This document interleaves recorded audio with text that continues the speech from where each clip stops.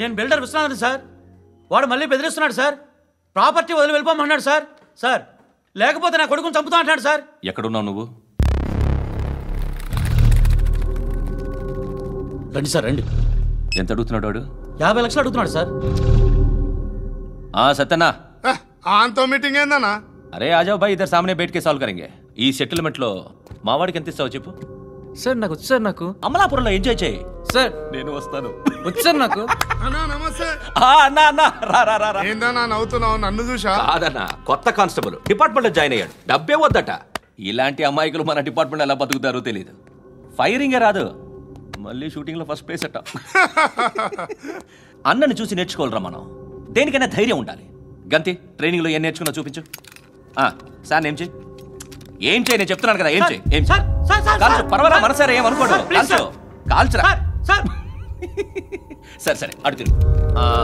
అన్నకేం చేయి, lock release చేయి. కాల్చు కాల్చు నేను చెప్తున్నాను కదా. కాల్చు, ధైర్యంగా కాల్చు. తలకి పెట్టు, తలకి పెట్టు. కాల్చు కాల్చు. ఇలా నొక్కడమే.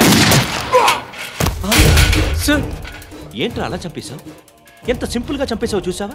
ఎవడూ నిన్ను అడగడు, కానీ ఏం జరిగిందని నన్ను అడుగుతారు. దానికి నేను ఒక స్టోరీ చెప్పాలి కదా.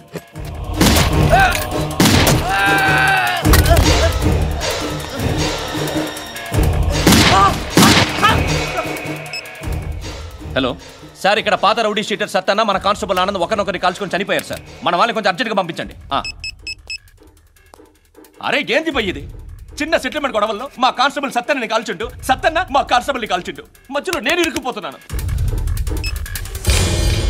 నీకోసమే ఇదంతా చేశాను సార్. ఆ 50 లక్షలు మీరే తీసుకోండి సార్. వద్దొద్దు, నాకు డబ్బొద్దు. కానీ నా పెళ్ళాం ఇందులో ఒక షాప్ కావాలని అడిగింది. దాని వాల్యూ 1.5 crore సార్. విశ్వనాథ, ఈ ఎన్కౌంటర్లో నువ్వు పోలేదు, సంతోషించు. పద్మావతి ఆ పేరు మీద రిజిస్ట్రేషన్ చేయించు. PADMAWATI. పదో, నా ఫ్రెండ్ మన మ్యారేజ్ యానివర్సరీకి ఒక గిఫ్ట్ ఇస్తానంటున్నాడు. నంబర్ అడగవే. మీ మొబైల్ నెంబర్ ఎంత? అది దీని నుంచి నా ఫోన్కి మిస్డ్ కాల్ ఇస్తాను. అప్పుడప్పుడు థ్యాంక్స్.